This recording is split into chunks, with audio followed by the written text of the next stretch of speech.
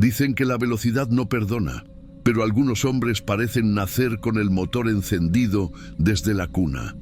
Rodrigo Alejandro Bueno, el país lo conoció como El Potro, fue uno de ellos.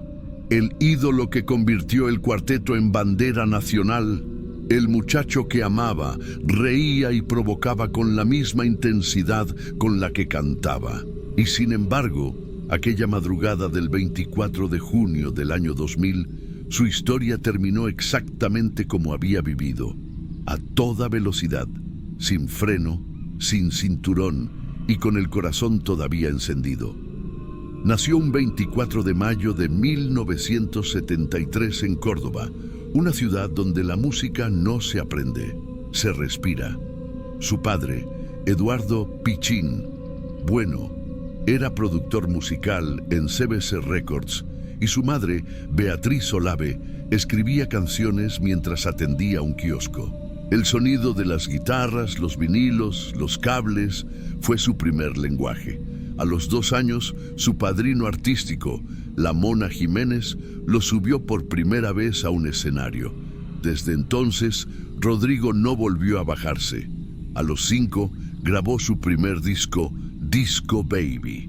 A los 12 ya tenía una banda propia y a los 13 firmó su primer contrato profesional con el grupo Manto Negro.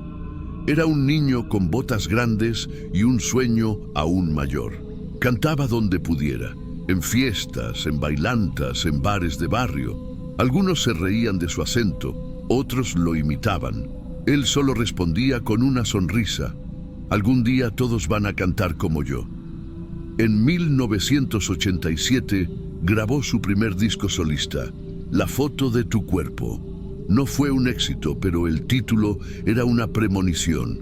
Su imagen, su cuerpo, su estilo se convertirían en la foto viva de una generación. Los 90 lo encontraron en Buenos Aires, con botas, jean ajustado y una campera de cuero que lo hacía parecer un rockero del oeste.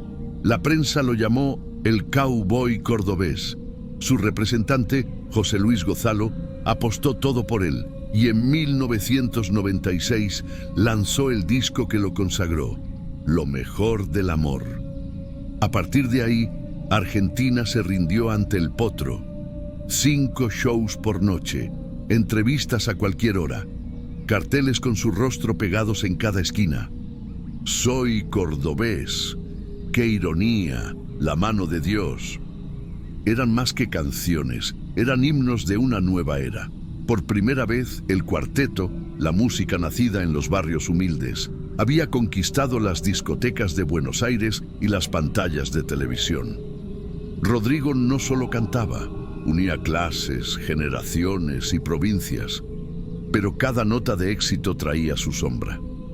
En 1994, en plena gira, su padre murió de un infarto en sus brazos. Rodrigo tenía 21 años. Aquel día perdió a su padre, a su productor y a su brújula. Cayó en una depresión profunda. Pensó en abandonar la música, pero el escenario lo llamaba como un imán. Mi viejo me enseñó a subirme a un escenario, decía. Si me bajo, es como dejarlo morir otra vez. Regresó con más fuerza, con más descontrol, y con él llegaron los titulares. Romances con Marix Zavalli, con Patricia Pacheco, una vida nocturna de vértigo, fiestas, entrevistas, risas y rumores. Con Patricia tuvo a su hijo Ramiro, su tesoro, la única persona capaz de hacerlo bajar el volumen. Pero hasta ese amor estaba cercado por la prensa, por los excesos, por el miedo. Rodrigo comenzó a recibir amenazas de muerte. Una bala con su nombre llegó por correo a su casa en Córdoba. Él la mostró a sus amigos con una carcajada, pero detrás de la risa había inquietud.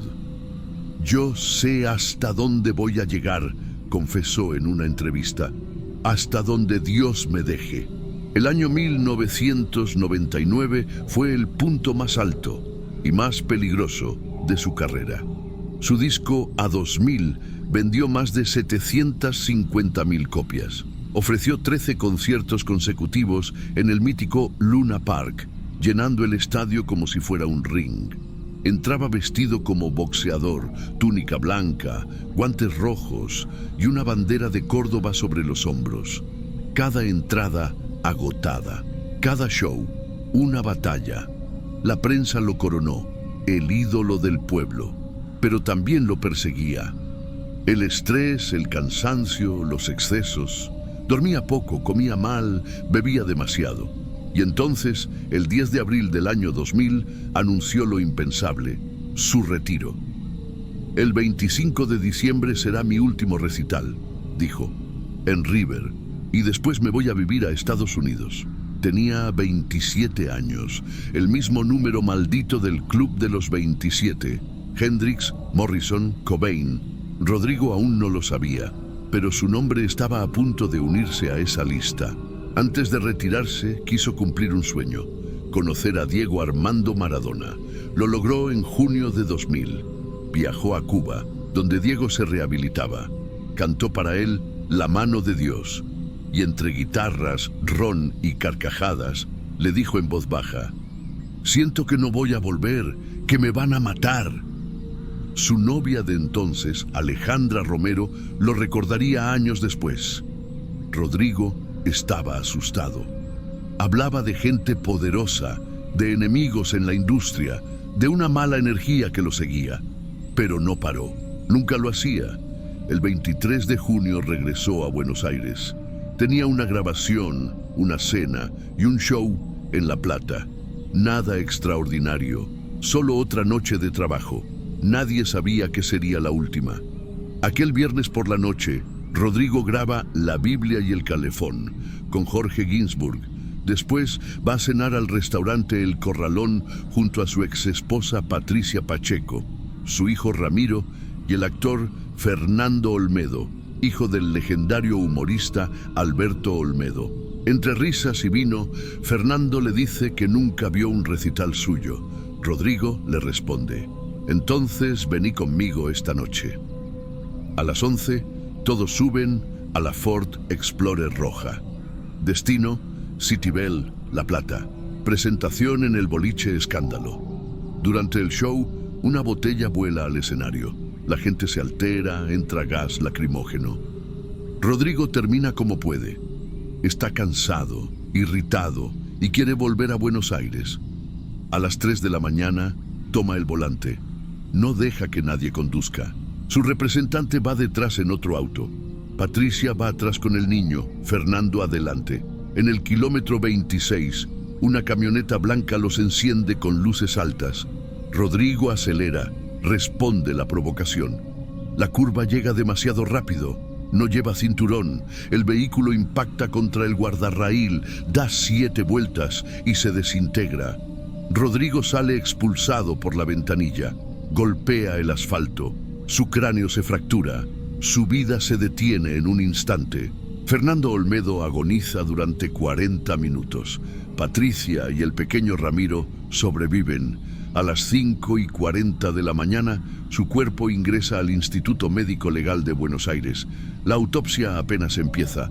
El ídolo ya es leyenda. Cuando el cuerpo de Rodrigo, el Potro Bueno, ingresó al Instituto Médico Legal de Buenos Aires aquella madrugada del 24 de junio del año 2000, el país entero se detuvo. Afuera, miles de personas comenzaban a reunirse frente a las pantallas, incapaces de creerlo. Adentro, un grupo de médicos forenses se preparaba para hacer lo que nadie quería hacer, ponerle punto final a un mito. Hora de ingreso, 5:40 de la mañana. Edad, 27 años. Causa aparente, accidente de tránsito en la autopista Buenos Aires-La Plata, kilómetro 24. El examen externo reveló un cuerpo con múltiples fracturas, costillas rotas a ambos lados, clavícula izquierda fragmentada, pelvis fracturada. Los brazos mostraban cortes lineales producidos por cristales de la ventanilla. El rostro conservaba parte de su forma, aunque la mandíbula estaba desplazada y había heridas profundas en la frente y el pómulo. Dentro del tórax, los pulmones colapsados y un sangrado masivo evidenciaban el impacto brutal contra el asfalto. En el cráneo, la verdad definitiva, Una fractura en la base con hemorragia subdural masiva. Los médicos coincidieron. Ese golpe fue instantáneamente letal. El contenido gástrico reveló restos de comida y líquidos ingeridos horas antes. Los análisis toxicológicos descartaron lo que muchos querían usar para explicar su muerte. No había alcohol en exceso ni drogas ilegales. Rodrigo no estaba ebrio, no estaba drogado, solo estaba cansado, acelerado, vivo y en el lugar equivocado. Muerte accidental por traumatismo cráneoencefálico severo. Así lo escribió el forense en el informe. La ciencia fue clara. No hubo bala, no hubo pelea, no hubo homicidio, solo velocidad, metal y destino. El examen continuó durante horas. Los médicos midieron cada centímetro, tomaron fotografías y sellaron los resultados. El cuerpo de Rodrigo fue identificado sin dificultad.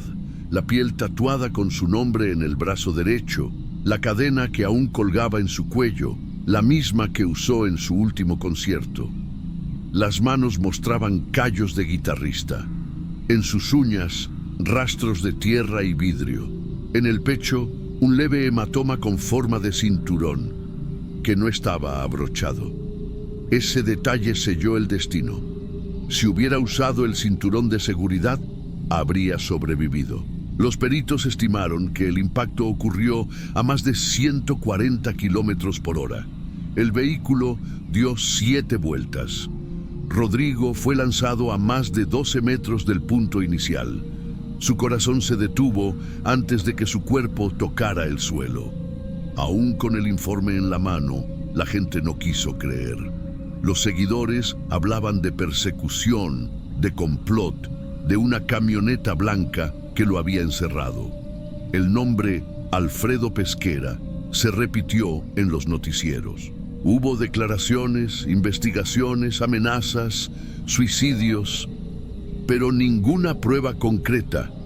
Los peritos confirmaron que las marcas en la carrocería no correspondían a disparos, sino a fragmentos de hierro del guardarraíl.